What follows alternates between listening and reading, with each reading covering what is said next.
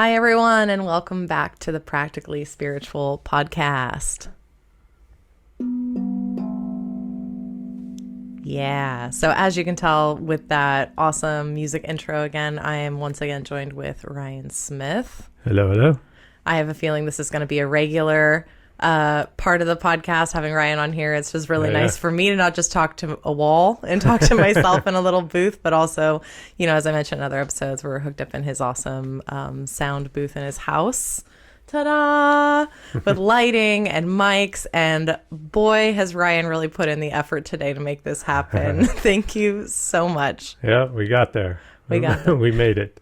Well, for any astrology people out there, we're in that post shadow of Mercury retrograde, so it's just that last minute flare up of just technical everything. Yeah. Just so thank you for thank you for all the effort. It makes you realize how much you really want it. Yeah, we really want this. Yeah. So yeah, I guess we'll just go ahead and start diving in a little bit. So Rion kind of brought this topic to my attention, and I thought it could be a really cool, he was like, this could be a really cool thing for the podcast. And so, I was like, yeah, let's record that.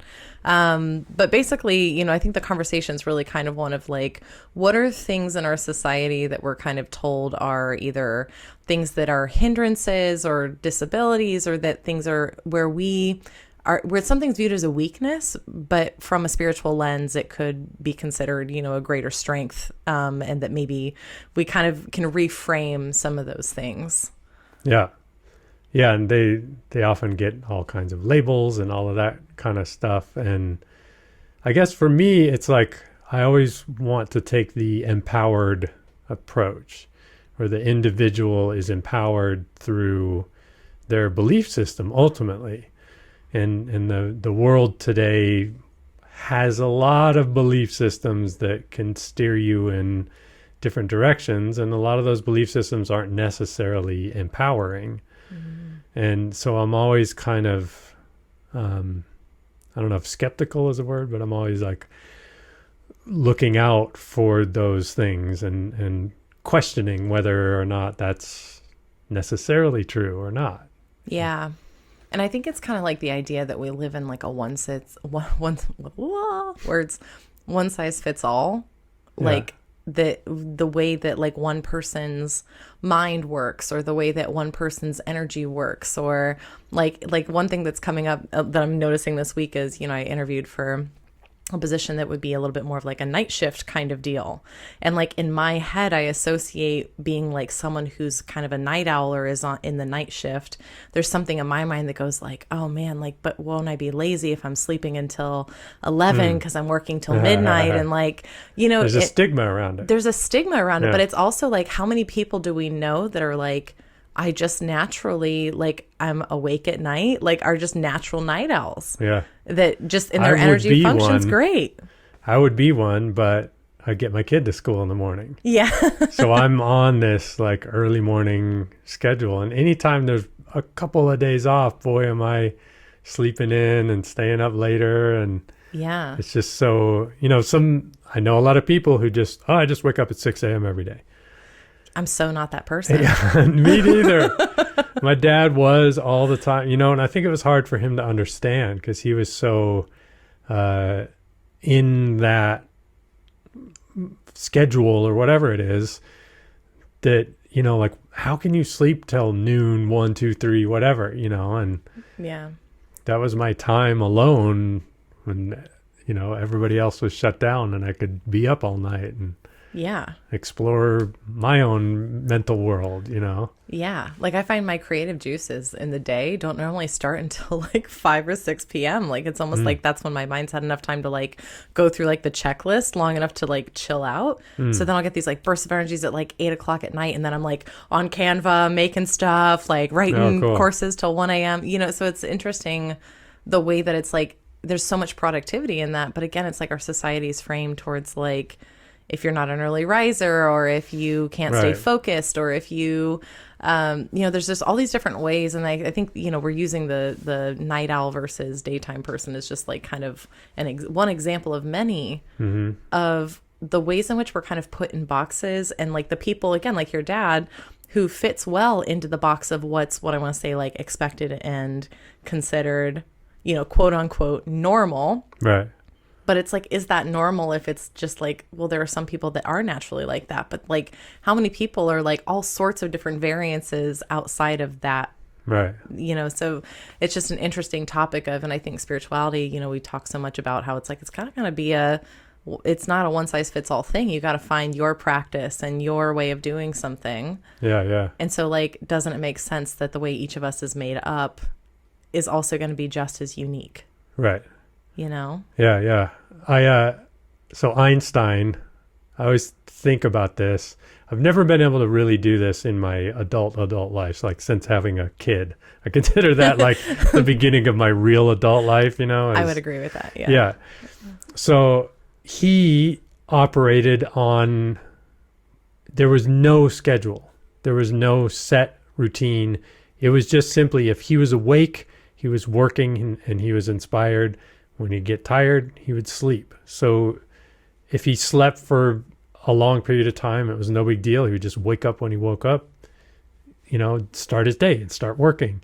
And then, but if he felt like working for 24 hours straight or however, he just did it. So it was just this, to what other people would seem like a crazy person's schedule. Yeah. But then in hindsight, look at his body of work. And he was now what we would call a genius. Yeah. So, but that's one of those things that society would look at him and go like, this guy's got it totally wrong. He's thrown his life away, Yeah. You can't hustle and grind if you're that, Yeah. And one thing that kind of like stands out is, I'm going to preface this conversation. Rion and I both agree, like neither one of us are medical experts. We're going to talk about some of the labels that some of these attributes might be contributed to. And by no means are we saying there's anything wrong with any way of addressing, viewing, or perceiving these things. These are just our thoughts. So I just want to preface that with like, we are not experts on these topics. We're just here to kind of talk about where our perspectives have maybe led us to explore and our personal opinions and perspectives on that. Yeah. But like, so Rion actually sent me a video and I'm so bad at remembering like who says these things, but the information sticks, but not always like the person. Right. But so Rion had sent me a video yesterday about, this guy, I think he was a professor or something. Yeah. And that was the first time I'd seen him, so I don't even remember his name. But he was brilliant. Right. But basically he was just talking about like how, kids with like ADD or ADHD are kind of like medicated and told to like sit down and be quiet and like just participate versus it being like, oh, your energy works differently. Right. And he described it as the Ferrari brain with a bicycle brakes. Yeah. And so, which then puts it in, you tell a 10-year-old kid that and he's like, oh, Ferraris are cool. I really like Ferraris. But, and his whole thing is, I'm just going to teach you how to use the brakes so that it's not a dangerous Ferrari, Yeah. And so, and that's the whole thing is he's talking about reframing the way we look at all these different things, the ADD, ADHD, all the labels that we put on stuff, the spectrum, all of that stuff, reframing it to where we're focused on the positive aspects of the way your mind works, and I don't know. I have this feeling that like, again, opinions only here. All the disclaimers, all the star, disclaimers, asterisk. yes, all that. All of it. So a lot of the label ADD, ADHD is presented by people who are also in the same industry that are trying to sell you medications. Mm-hmm. So it's in their favor to say like, oh, well, this is what you have and this is the solution to it. And both of which make them money, so that's where I feel like it's dangerous. Now, I'm sure that like, and I know people who have used medications that are specifically for that and they've gotten a lot of help from it. So again, I'm not advising anything like that or to not take your medication, nothing like that. But I also feel like what's not a part of that whole system is let's really look at the way your mind works. Let's really look at, when you do focus and you're working on something that you're really interested in, look at what you're able to do, and so let's try to reframe this now to where you're recognizing the gift that you have, and it's kind of like looking at it as a gifted thing rather than a disability, because we're almost labeling things as that. And then to me, that's where it's like, and I really believe in how you see yourself, how you view yourself, what you believe about yourself is going to dictate how you move forward in life. Mm-hmm. And so if you believe that you have this, and this means that I'm unable to do these things, then your focus is on what you're unable to do, as opposed to what is it that your mind is good at, because of the way it works, because it works differently. And, like I wish I had been taught more of that when I was a kid, because I felt like I view the world differently than a lot of people. I think of things differently. My thought processes are different. And yet it wasn't ever like, I guess I was in some like gifted programs or something in early school, but largely the world kind of likes things to work a certain way. And so if you don't kind of function that way, then you're punished, and there's all this kind of like heavy stuff put on you just because you kind of think differently. Yeah.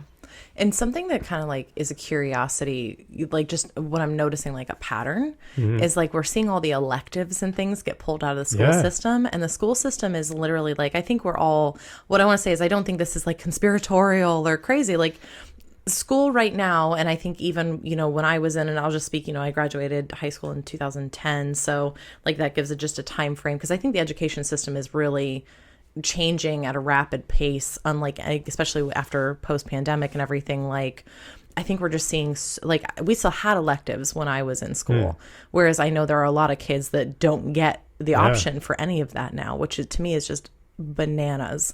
Right. But when we know that music helps the brain develop, and now we're taking that out of school. Yeah. And like, I have so many thoughts on this, honestly, but it's interesting to me that the school system is like, what I want to say is, at least in my perspective, the focus on ADHD and the number of people I see claiming it, and the number of people that, are like the number of kids that we're seeing that like, oh, they have ADHD. I feel like on one hand, awareness of that has gone up drastically, which I don't necessarily know I don't think it's a bad thing to have awareness, but also I do also think in relation to that, it's being treated like a problem.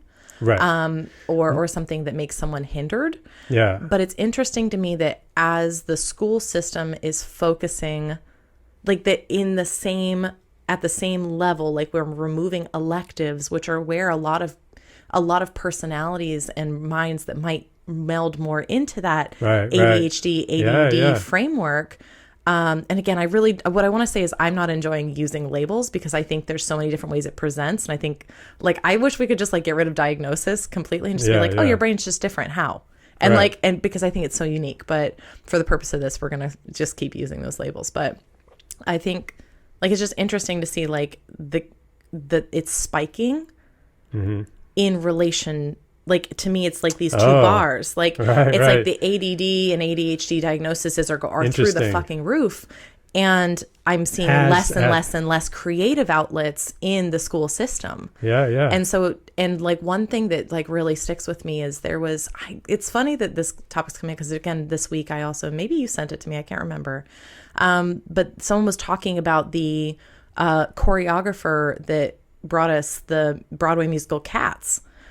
She would be in school, and as a kid, she was always and I can't remember her name. I'm so sorry, guys. I'm terrible at names. I'm a faces person.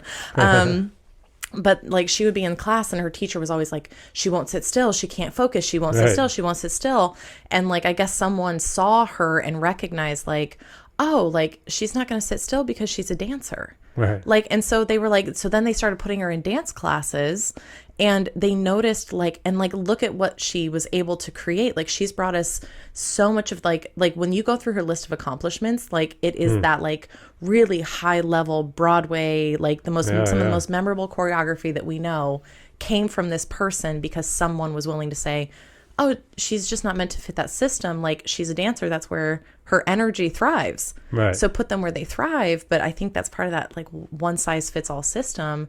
And I think I don't know. And part of me wonders, would we be seeing, like, what I want to say is ADHD or ADD, like the presenting symptoms, if we kind of did a more like focus on the person approach? Right. Or would we just see everybody's, like you put it earlier, they're a genius. They're a specific brand of genius. Yeah.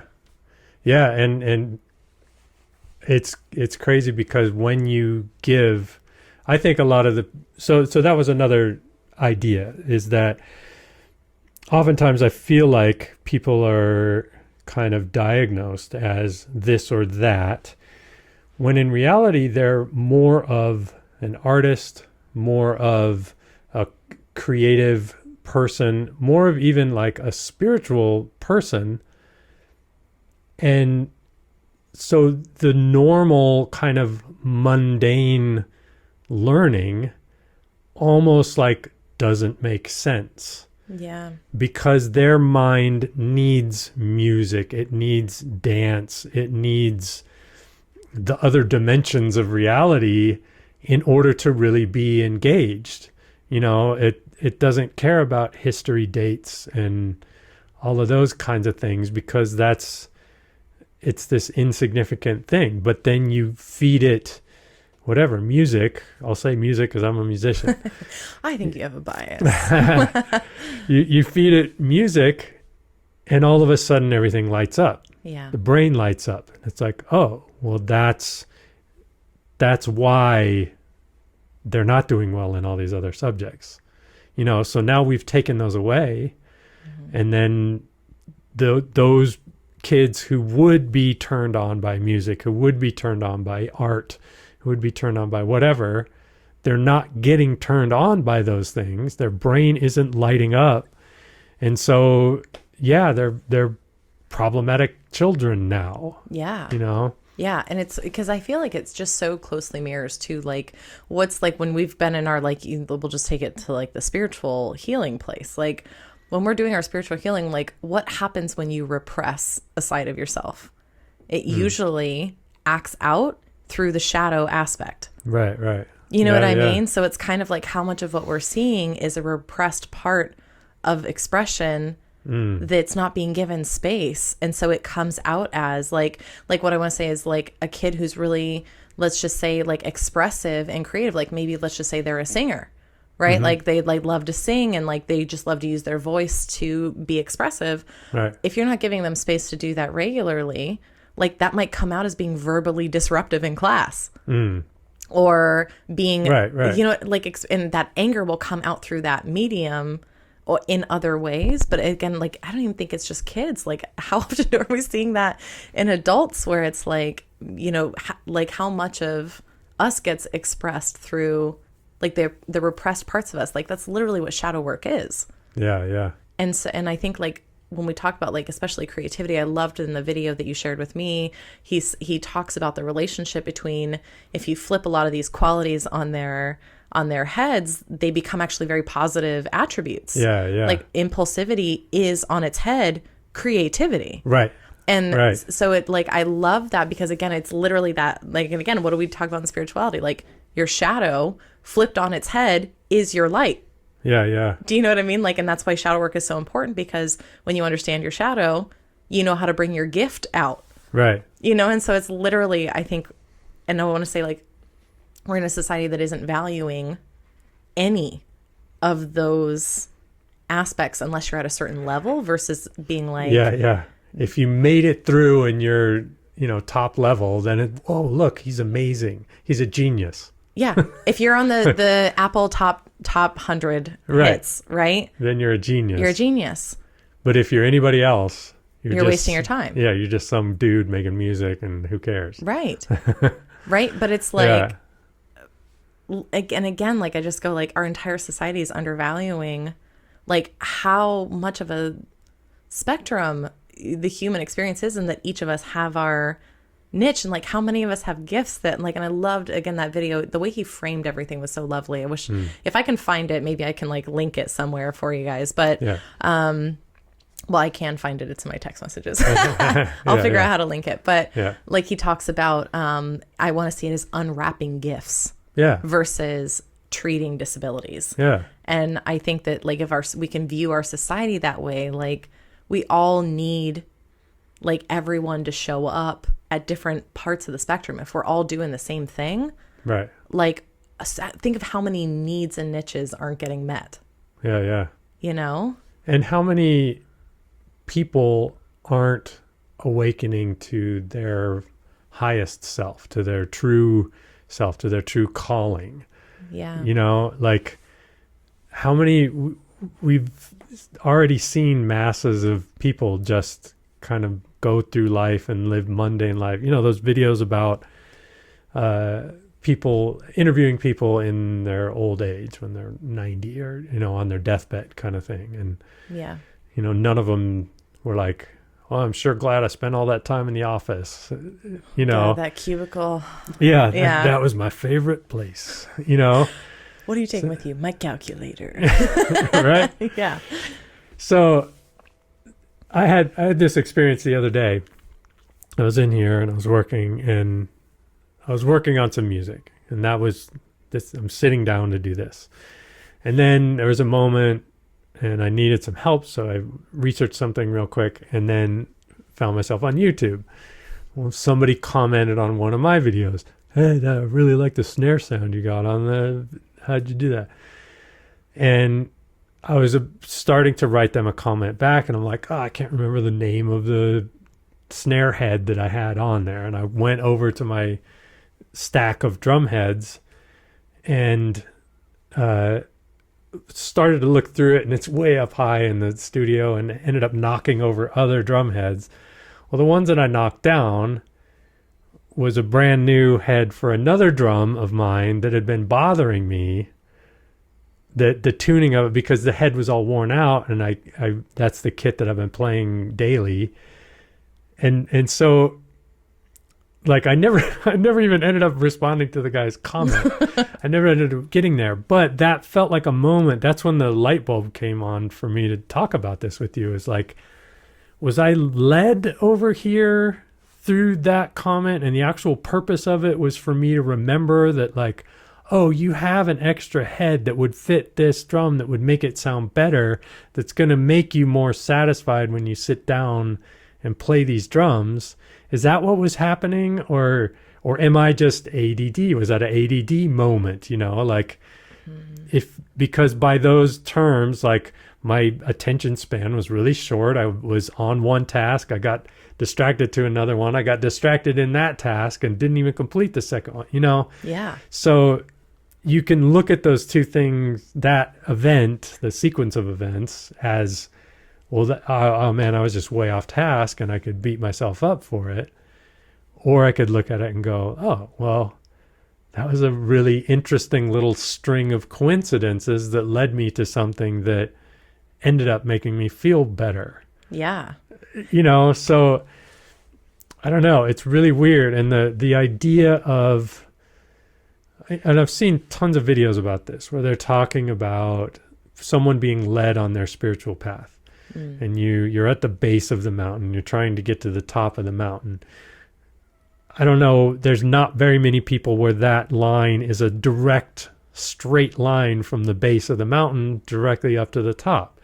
Generally, it's this winding path, and sometimes you even find yourself on the backside of the mountain to where the territory looks totally different and you feel very lost, but there is something that you needed to learn from being on the backside of the mountain, or somebody you needed to meet, or whatever. Yeah. And so it's this winding path that actually brings us to our ascension. Yeah. You know, and I don't think that's disconnected at all. Like, I think like we're seeing like an explosion of consciousness and awakening, and people like the perspective shifts happening like never before. And it's interesting that like so often what comes through like during readings or what I found is, again, I love the way that guy had flipped it, where like the flip side of what is, I can't remember what it was, maybe he said like unfocused, the flip side of that is curiosity. And it's like, but I can't tell you how many times Spirit has been like, try and just be in curiosity, because it opens us to seeing things. Whereas if we're like, I have to stay focused on this path, like that's very linear, where we're going to take step 1, step 2, step 3, but like we can only stay focused on what our mind is already familiar with. And so it doesn't leave a lot of room for like new learning or for the unknown coming in. Yeah. And so like, I do think like, you know, and if anyone's ever had one of those days, like I think we've all probably experienced it at least once or twice. And I want to say like I think the more curious and the more non-focused we can be, and the more just like, well, I'm just kind of floating through life and seeing what's presented, which is what I think, again, I think a lot of these diagnoses are actually people who are just naturally wired to be more in tune with the moment. Right. Versus, which I mean, what do we say in spirituality? Like the present moment's all there is. Right. And so in a lot of ways, I think it is just being in the present moment. But if you've ever had one of those days where it's like synchronicity after synchronicity after synchronicity, and it's just like, whoa, like everything's lining up so crazy today. Like, what do? You're kind of in this place of non-expectation. You're in this place of curious where that next thing's going to lead. You know, and one of the episodes in this podcast is life is a scavenger hunt. Like, and it really like, the beauty of that perspective of life. And I think that's really, again, what people who we might see as like not, I want to say like high functioning because of that focus element. Like, I think they're just way more prone to being able to take, like, I almost feel like the back door into something that someone who is hyper focused on one way of getting something done is going to go. And I think, like, again, one thing Spirit always gives me is, like, if it's meant for you, it's not going to pass you by. So something's really that important, you're not going to miss it, you know? Right. But I want to say, too, I think some of this gets tricky, I think, only when it gets intermixed with, like, I can speak for myself. When I was a kid, they tried to put me on medication a therapist thought I was ADD or ADHD and was like, hey, she should be medicated. My parents at the time, I was probably about 8 or 9, well, no, maybe 9 or 10 at the time. But my parents asked me, like, do you feel like you need to be on medication? Because I was failing classes and I was like, I wasn't doing well in school. And I remember saying no, like, it just felt so like there's nothing wrong with me. Right. But when I look at like my life at the time, like I was going through a lot at home. Like, you know, I was like, what I want to say is it was so enmeshed with, and I think all of us have to process like our trauma too. Yeah. And a lot of what I think, it's funny because like, what does trauma or abuse or like all of the things that we might be healing through our spiritual journey, like a lot of those are going to, like, if our fight or flight response is turned on, the way Spirit always presents this in readings is like, it's like asking yourself to study biology while you're actively being chased by a lion. Right. Like, you're not going to retain it. The focus isn't going to be there because you're in survival mode. Right. So I think it's kind of like, I think we're seeing like where, what I want to say is where those two worlds meet, where like someone who, and again, it's not to say that people who participate in like are a little bit more in that linear or that focused or that, because there are people that are like, I just naturally wake up at 6 and I'm just very organized and I've just always been like this, right? Yeah. Like where are my Cappies at? Like, where are my Capricorns, right? Or my Virgos like, tend to be more organized and like, you know, on it. But like but it's like, where's the intersection between, and I think that's why the healing aspect is so important, because I don't think you can unwrap your unique gift until you've kind of separated out, like, okay, where is this maybe a trauma response of, like, what I find is like with that, it might be getting really overwhelmed. Like, because like if we've ever had that pile of dishes in the sink and it's like, that just feels so big, I feel like I can't even approach it. Like for me, that's when I go, oh, something in me is feeling overwhelmed, unsupported, right? Which for me usually connects back to an emotional thing. Yeah. But if it's like, oh, I just feel like I'm on the wrong path, like I'll beat myself up all the time about I should know what I'm doing and where I'm going. And like literally this week, I've been like spiraling out into like, do I know anything about life anymore? Right. But it's like, but I'm still here and it's like I'm following impulses and I'm in that lost place. Yeah. But I don't feel, what I want to say is I think there's a distinction between a brain that works a little different and a brain that's still in survival mode, which would have similar symptoms. to the not able to focus, bouncing from thing to thing, like, because I think it can kind of show up in both. But I feel like the spiritual path can kind of help us discern when it's like, oh, a part of me is asking for more support versus like, oh, my brain is just firing other inspirations, or my brain would rather focus here. I think that's why things like systems like astrology or human design are so helpful. And again, like, people will roll their eyes at astrology, but like, it has helped me immeasurably to accept my strengths and like where my, like, I'm very brainy, right? And everything says like, just get in the heart, get in the heart, get in the heart. Like, yeah, I have had to heal and learn how to feel my feelings and get into my heart space. And like, my chart is like 86% air, which means I am in my head all the time. But there's a reason I came in with a lot of that element. Like, I am meant to be intellectual and analytical and more focused on the brain processes. But like, what does that help me do? It literally helps me do this. Oh, right. And this is something that brings me so much joy and passion. But that's why I'm a good communicator. That's why I can process thoughts and find different perspectives, you know? And so it's like, where, again, and even in the spiritual community, that might be seen as a weakness. Like, man, she's like, sometimes it's hard for her to access her feelings. Like, yeah, but once I get there, I'm able to communicate it. And once I get there, I can share it with other people in a way that a lot of other people might understand it. Right. And so I think it's kind of like, that's why those systems can be so helpful. Yeah. Like the systems of astrology and and human design especially. I don't know too much about that. I mean, I like cracked open the book, you know, the internet book of it, and like, whoa, this is heavy, and just kind of like, I felt like I don't have time for that right now. You know, that was one of those. Well, and I think everyone finds that when they're ready, you know, and like, if it's not your method, again, it's like, again, like, if you opened up that and you're like, ugh, no. Yeah. And like, this is just not. I mean, I could see I have to say, there's an interest. You know what I mean? It's like, whoa, this is really like deep and interesting, but it's also like so deep that, you know, it's just like, that's going to take me a long time before I'm really getting the fruit of the work that you're putting in to understand, because it's a whole new like language and approach, and, you know, examining yourself in a new way. And but I will say, like, I think sometimes, and it's funny that you're saying that, because one thing that's like, it feels kind of like it's that like doing the dishes thing, like, this is so deep and there's so much here. But what I want to say is, like, I will say I have gone down the rabbit hole in both of these, like, really deep. But most of what's actually been helpful to me has been the more like very basic, just first level stuff. Like, how does like, you know, let's just say human design. Like, that's one that a lot of people, because it is very like, what I want to say is very like brainy, and which of course I love. I literally have bought the textbook version of it that I could like take notes. But again, that's like who I am. It's my strength. But like, so and I feel like I really just want to talk about this because I feel like it could be a helpful resource when we're talking about like, oh, my energy just works different. And when you give yourself permission to say, like, no one's energy works exactly the same, but I have a general framework for how mine works, then you're able to start, like, what I want to say is deconditioning from societal stuff around the one size fits all, and give yourself permission to just kind of figure out and play with yours.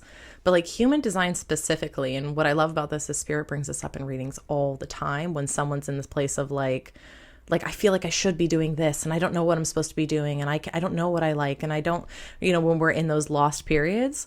So like, or like, especially the people that are like, I just feel like I can't focus and I'm always dabbling in this and dabbling in that and dabbling in this. There are certain human design, your energy types tell you how your energy works.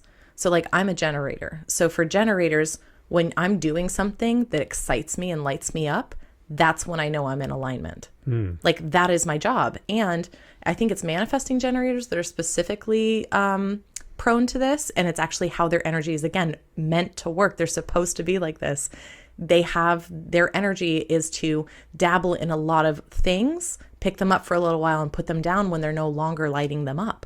And it's literally their path to success and their path to abundance and their path to growth and expansion, and that is their alignment that's going to lead to everything that they're looking for, right? Yeah. But because we're so ingrained with, no, the only way to get success is to find that one thing, right? That's what's been showing up for me a lot. But again, I'm a generator. There's not one thing that lights me up, right? Like, and if what lights me up is like, I want to go play in the rain. Like, my job is just to feel that, like, and say yes, that's it. Right. And like, and there's also like strategies they give you, like for generators, it's like to respond. If I'm trying to initiate something, I feel frustrated. And that's my cue that I'm trying to make something happen before it's time. Right. But I have to wait. So I actually love that you've reached out and were like, do you want to do this and do this podcast? Because my strategy is to wait for someone to approach me with something and then feel in my body if it's a yes or a no without going too into the logic. Right. Right. But that's it's my interesting strategy. because you describe yourself as so brainy, but then like in that instance, your approach is to get into the body for the answer, Yeah. So that's like the recommended strategy. So I do. And I think that's why I had to learn how to like feel the body and I'll say like, that's where we feel intuition. So I will say like doing readings has helped me get out of the head so much because I have to like shut it down but it's still being used as like reference points. And so I think it's like, yeah, I'm very, oh, sorry, y'all.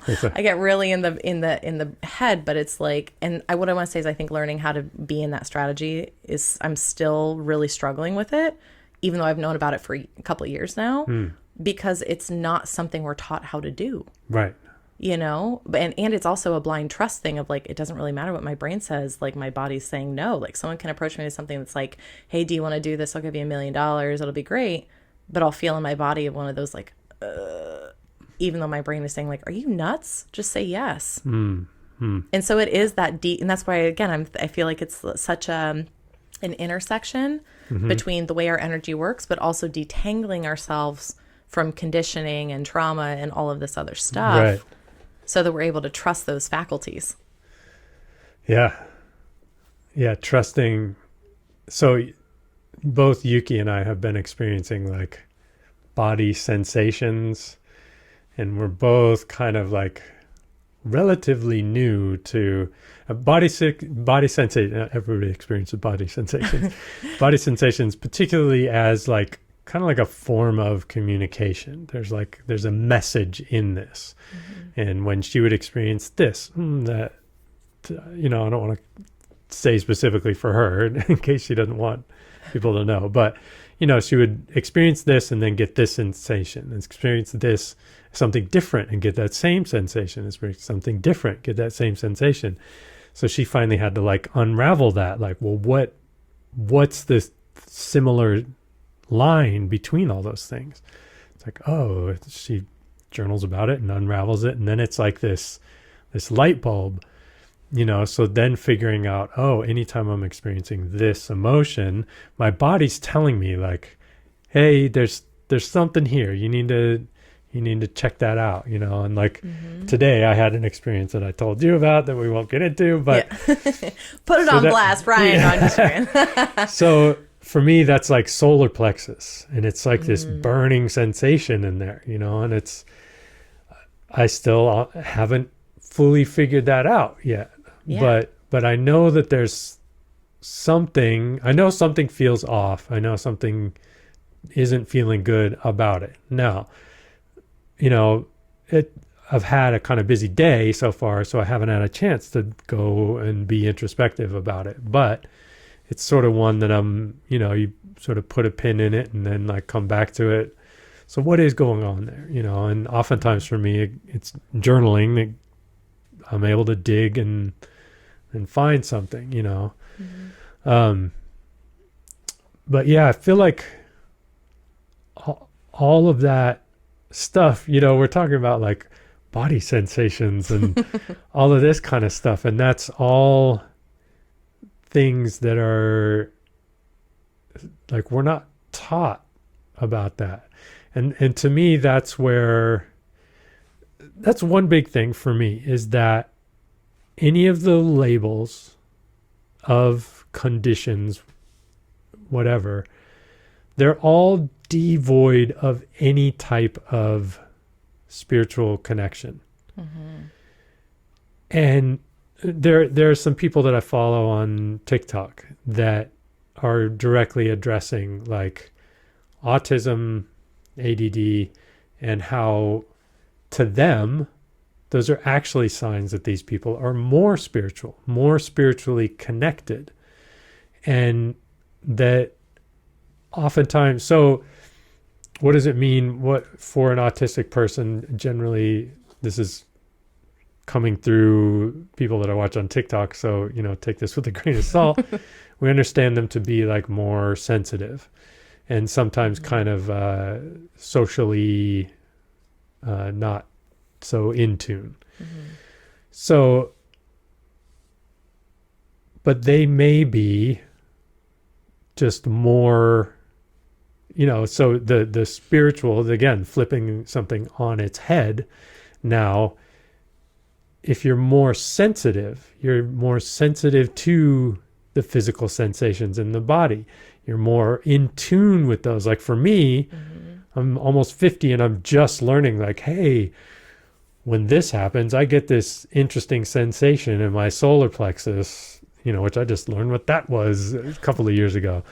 So I'm just now kind of like learning that, oh, there's a kind of code almost there, that the way that my body communicates with me is the spirit can communicate with me through my body sensations.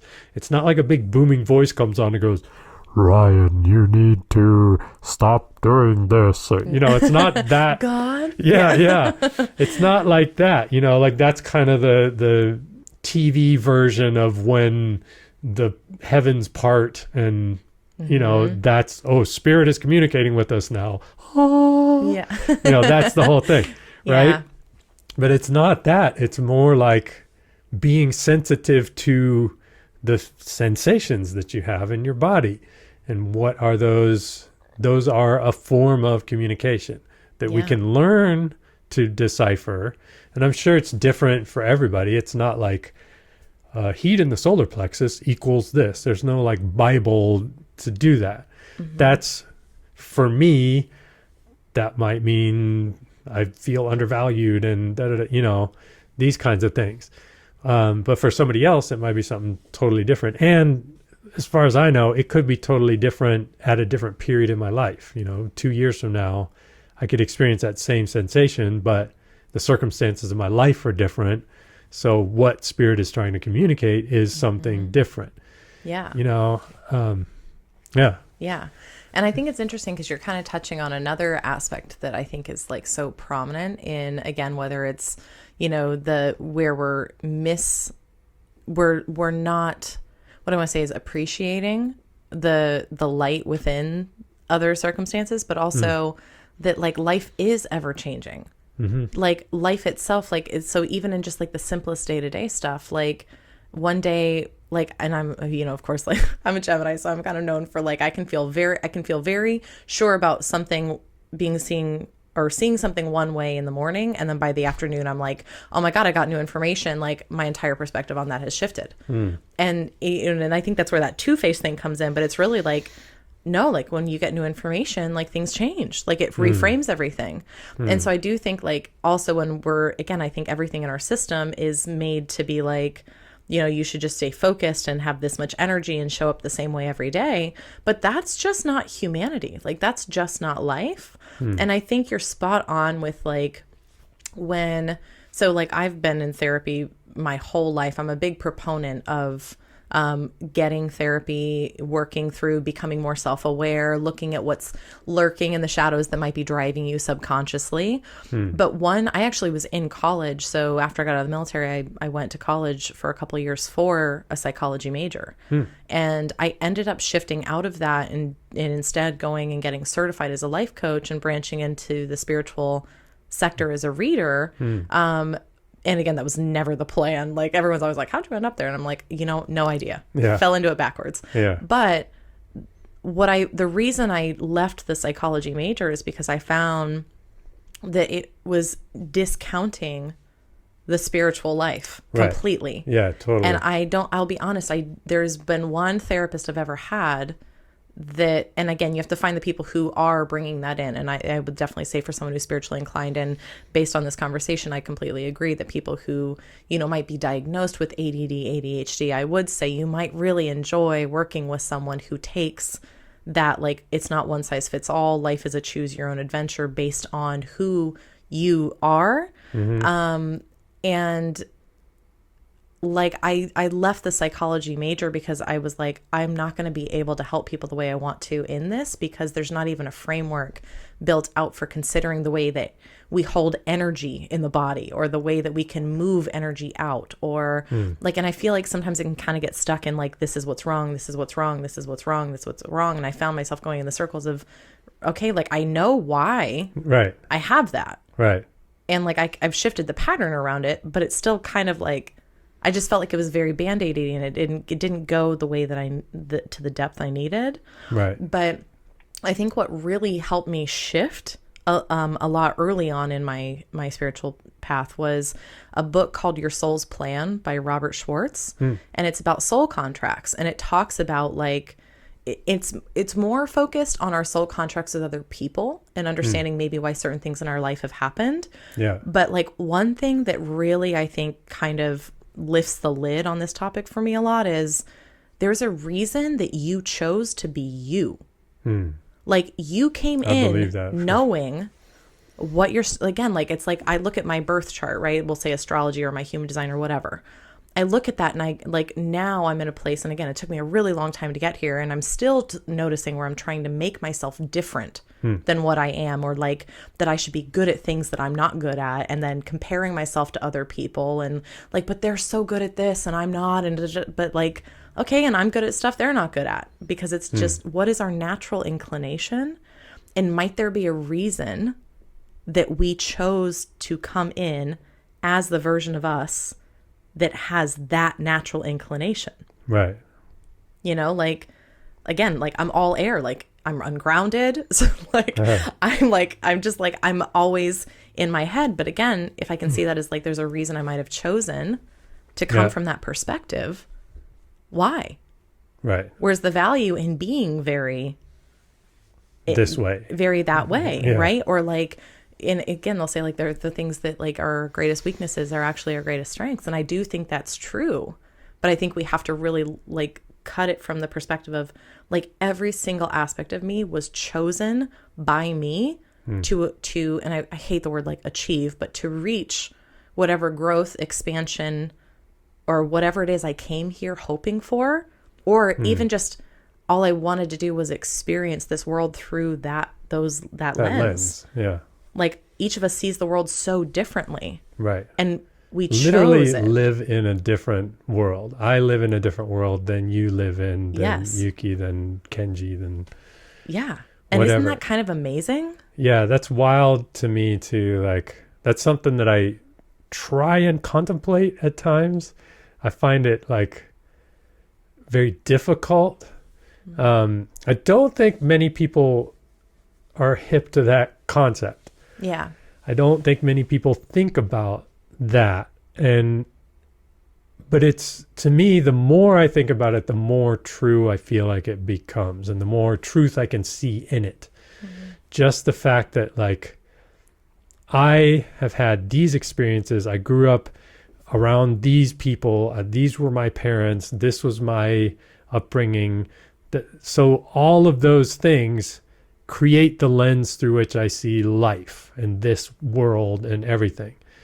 You have had a completely different set of everything.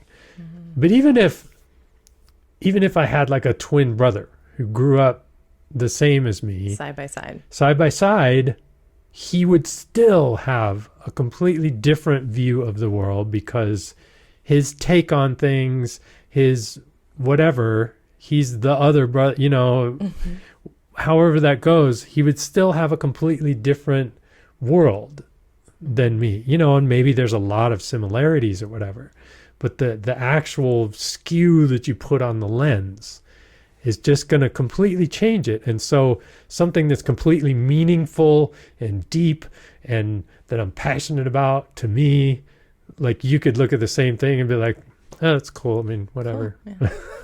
Yeah. Yeah. And and something that seems mean to me or just whatever, you could keep going, you know? Yeah. Like, I can't tell you how many times I've tried to like explain like a big aha moment that I had to somebody. Yeah, yeah. And they're like, okay. And I'm like, no, you don't understand. This changed my life. And they're like, it's really that big. It's really big. Like, and it's like, okay. Yeah, like, yeah. But because they're not in my lens, they can't possibly understand the ripple effect that might have had. Right. And what I want to say is I think that the fact that like, just like, we'll just use this instance, like the fact that you and I are literally living in completely different worlds and like perceiving each other. Right. And still able to co-create something. Yeah, yeah. And find that center. Like, I think that finding the middle is the spiritual aspect of us. Yeah, yeah. You know what I mean? And so I think most people, I don't think there's a way that any of us are not connected. I think there's just, what I want to say is, what do I want to say?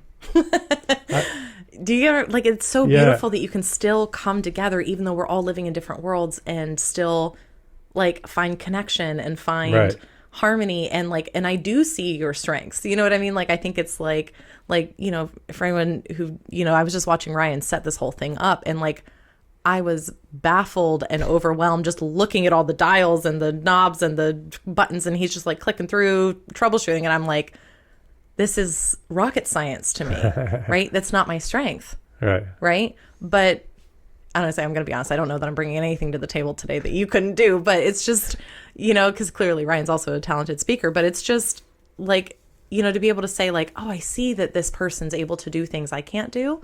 What that does is it kind of gives us permission to say, oh, I don't have to be good at everything. I just have to show up in my genius. Right. And the people, if I allow other people to show up in their genius together, we'll all kind of like fill the holes, fill the gaps in society in a lot of ways. Yeah. And so I like, what would happen if we were really embracing like, oh, like this is what I came in to be. Right. And I'm not saying from a mission place, because I think we can get really stuck on like, this is what I came to do. And it's like, no, I came in to be me. And this is just the most natural expression of me. Yeah. Then it's like, we'd have all of the pieces of the pie filled in. Right. And all of us feeling honored and like appreciated for the truth of who we are. Yeah. Yeah. I saw, it was a quick meme or quote that I feel like kind of encapsulates that.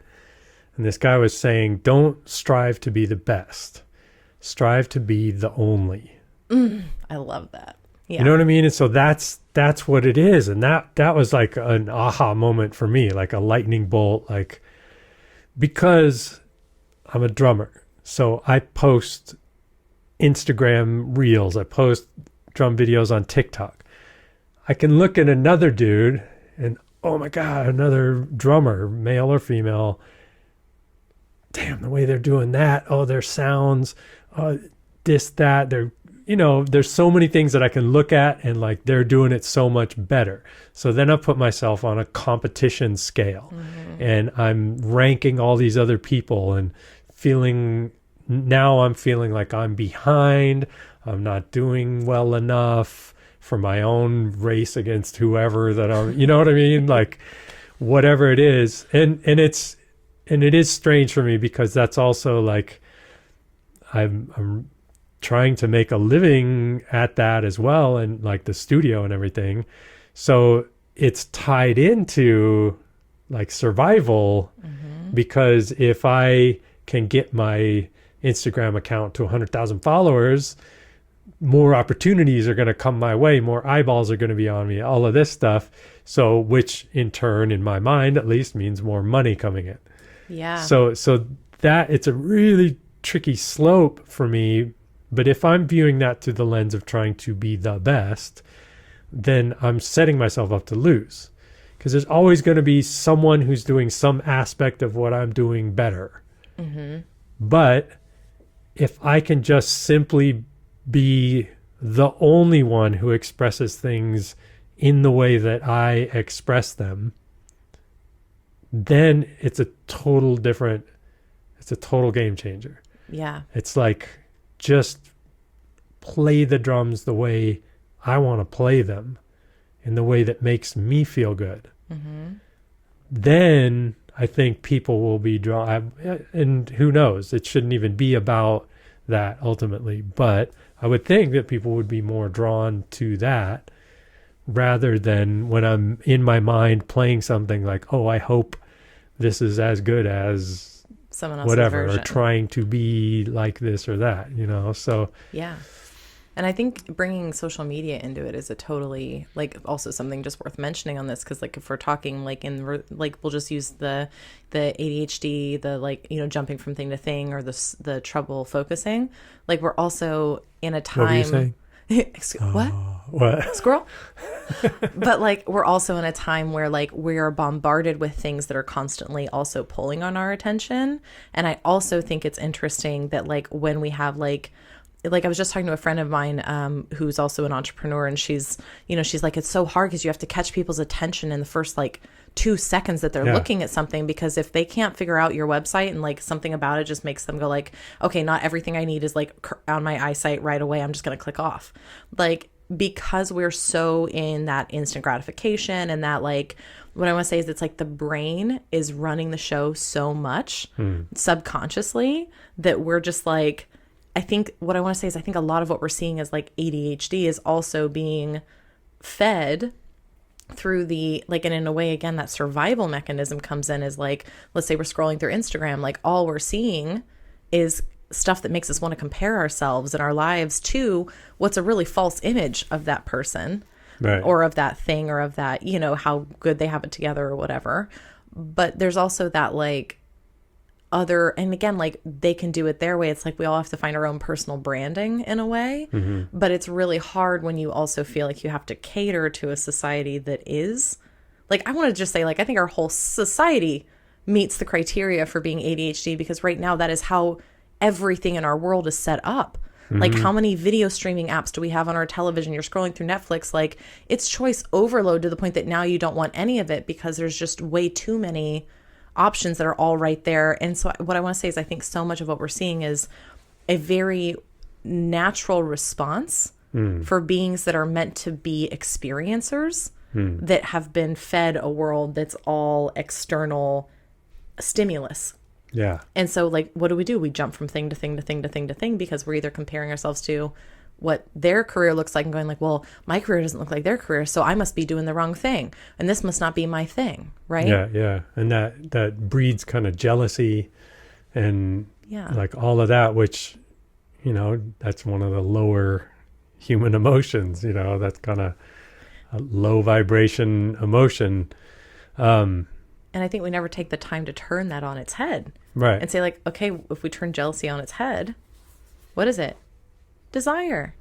Right? It's like, Right. I want a piece of that too. Sure, yeah. You know? And in which case then you're inspired to want to take action to do such and such thing or whatever. Yeah. And then Yeah. again, I think that's why it's so important to also be doing that, like the trauma awareness as well, because it's like, I don't know about you, but I've gone down so many roads that I'm like, I want this. And that by the time I get even close, or during the process of trying to get there and feeling frustrated for why it's not happening, I go, why did I want this?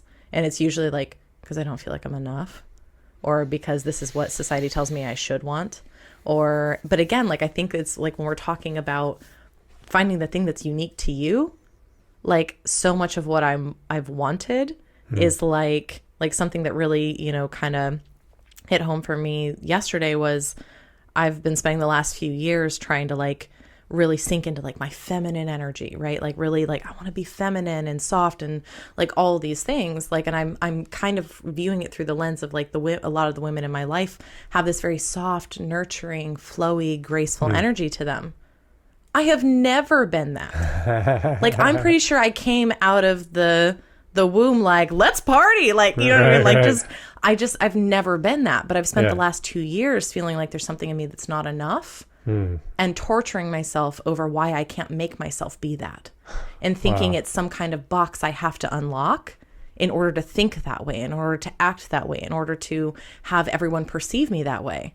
But it's funny because no matter how hard I tried, everyone always just, and if anything, I think it accentuated the more masculine qualities that I have. Anything you're trying to hide is what's people are gonna notice. Right. Yeah. And it's almost like even more exaggerated, but it's all calling me back to like, Deanna, like, stop rejecting this part of you, right? And like, I had to give myself permission to say, like, oh, like, I am more, I'm not this graceful wilting flower. Like, I have more like girl next door warrior energy to me. Like, that's just that's who I've always been. But it's like, because I'm looking at women and like what society wants from women, and right now that's a lot of like sexual energy and like, just all of this. And again, like more like wilting flower, soft feminine, draw him in like he's a honeybee and you're a nectary flower on a hot day. Like, like, so it's like, I'm noticing where it's like, but I'm like, okay, but my person would really appreciate that I'm kind of a badass. Like, you know what I mean? And it doesn't mean I'm not a woman, like I am. Right. And I've been rejecting something that's actually a strength. Right. There aren't a lot of, like, I don't know anyone else. And I don't think any of us would, if we were really being real about it. Who else is like us? Right. Like, I am uniquely in this interesting energy that I was literally born into circumstances to create. I was raised by a single father until I was 8. Like, I asked to go into cheerleading. I was put in flag football. You know what I mean? On an all boys team. Wow. But what I want to say is I noticed that I have an ability to create like real friendships with both women and men. Yeah. Without it having to be like, what I want to say is like crossing lines out of just true friendship. But I was raised in an environment in like the military as well. So anyways, I'm going on a tangent, but like, it's something that I viewed as a weakness for a really long time. Right. But it's actually, I think, my greatest strength. And I just like yesterday was like, wow, I really want to embrace her and see what she can do. Wow. Yeah, that's and I great. think it's the same with like ADHD and like our, all of those differences. Like, what would it look like if we lived in a world where we said like, this is so just who you are. Let's nurture that. Right. Yeah. I mean, that's a huge, like, self-acceptance. I think it's kind of palpable when you meet someone who is just grounded in their own energy and completely accepting of like, yeah, this is just who I am and this is how I do life. Yeah. And they just completely like accept it and they're not trying to be anyone else. They're not putting on a face for anyone else, and I think it can be jarring because there aren't that many individuals in the world who are genuinely like that all of the time. Yeah. And it's also important to be mindful that people that were like, man, they just really know who they are. They're so grounded in themselves. I can tell you how many people have been like, you just seem like you just know who you are. And they're like, are you joking? Yeah, like, right. I'm always like, who am I? Yeah, I'm always doubting myself in my head and beating myself up. Like, they're not exempt from the human experience either, know? But I do think they do hold a different energy. And I think it's hard because they invite us to feel what that would be like for us. Mm-hmm. Yeah, if they can hold that space in a genuine way and you get to spend time with them, then it's like, oh, yeah, this is cool. Yeah. Yeah. So I feel like we're probably getting close to the end on time here, but I think it'd be fun. Are you willing to play a game with me? Okay. Okay. What's something that you think... We've got an audio answer. Let's play a game. Cue the game show music, right? Yeah. Side note, always thought it'd be fun to be a game show host. You'd be good at it. Yeah, I would be good at it. Maybe that's the next job I apply for. Okay, so like what's something that you can give yourself credit for that is like a uniquely you skill or talent? Uniquely me skill. And not even necessarily something that you're doing, but like it can also just be a quality. What's something you think is like really awesome about you? The ability to pull back and see both sides of when there's two people oftentimes and they're at odds. I can generally pull back and see, and I think it annoys some people because they want if one person's on one side and one person's on the other, they both want me to take a side and, but I can generally be like, I understand your side and I also understand your side. And I'm good at like showing both of them how like, well, you understand what da da da da, and they're coming from here. I don't know. I feel like that's something that I've always been, for whatever reason, fairly good at That's awesome. doing. Yeah, a lot of people can't do that. Yeah, And it's, what is it? It's diplomatic. You can build Yeah. connection. yeah, it can become problematic because people just want the pick a side. You know what I mean? I get that. I'm like the queen of devil's advocate. My ex-husband used to get so mad at me over that. He'd be like, he's like, you're arguing for a side you don't even agree with. And I was like, because it's also valid. Yeah. Yeah. And that's something I can do, like whether it was a political thing or whatever. It's like, well, and it's something that I do on my own as well. If there's something that I see that kind of like I disagree with at first, but then I'll kind of like sit and think through it. Why would they think this way? Why would they da da da da da, And then most times I can come to an answer that's like, oh, I kind of get where they're coming from. Yeah. There's a few things, I can't really think of specific examples right now, but there's a few things in life where I am like, I just cannot wrap my head around this, and those really bother me. when I can't come to peace with like both sides of it, and I can only see it my way, it's really odd and unusual, and so it does kind of stick out to me, like I just can't understand this perspective or thinking or the way they act or whatever it is. Yeah. Interesting. Might just be where you kind of have like a set truth. Yeah, I guess. Like yeah, where you're like a bias or whatever. Or I would even say like, I think all of us, like, I think there's some stability too in saying like, this is the truth, like capital T truth. Yeah. To me. Right. So maybe it's also a benefit sometimes to be like, that's just my value. Yeah. Maybe there's values wrapped there's up acceptance. in there. Yeah. If I can just come to accept that, like, this is the way I feel about that, then It is. Yeah. There's a reason. Yeah. Well, what about you? I'll turn it back on you. Communication. Yeah. Yeah. I'm really good at, I can take, I think, complex topics that are hard to relate to. And I can figure out how to word them and express them and relate them to people in ways that they're able to apply it to their, again, I call this company Practically Spiritual, like their practical life. Like taking things that seem unrelatable, out of touch and out of reach, and making them feel accessible, relatable, and I think applicable to where they are in life. That, and I think I'd also add on there, I think was not always the truth, but it's something I think I've earned over time. I think I'm really good at seeing the truth of people, even if they're not showing up as the depth of themselves. I think I can, and it's got me in trouble before because I've stayed in dynamics with people who aren't showing up very well, because I can always feel underneath like the truth of their core. So I think I'm just really good at kind of like seeing that and maybe inviting people to be with that part of themselves, that deeper core self. So I'd say those are two things I've noticed that I'm like, that's pretty cool. Yeah. So, and again, the more I've been like, I really want to live into that. Like, it feels good to be in that space. It comes natural. It comes easy. The more I enjoy doing it, because it's like, we all enjoy doing things we're good at. Yeah. Right. And so it's like, I think, the whole topic of today, no matter what label you might put on it, like, I think the invitation from this conversation is, what are you good at?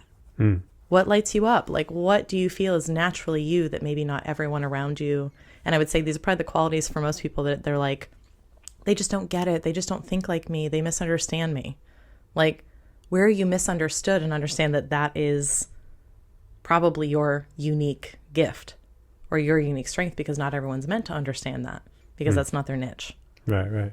So I would invite any listeners listening and to also maybe ask yourself the same questions that Ryan and I just asked each other, but also, where do you stand out? Like, how do you see the world differently? Right. And if it's coming across as something that doesn't feel good, like, I always see like, where things are wrong, like that probably also means you probably have a skill for finding solutions, but if we always just get stuck in how it's different and not the same or enough as everyone else, then we never really get to uncover the deeper layer of what, again, flip it on its head. I really loved that expression, like flip it on its head. Yeah. You know, and it kind of reminds me of Abraham Hicks's like contrast is always pointing you to what is true.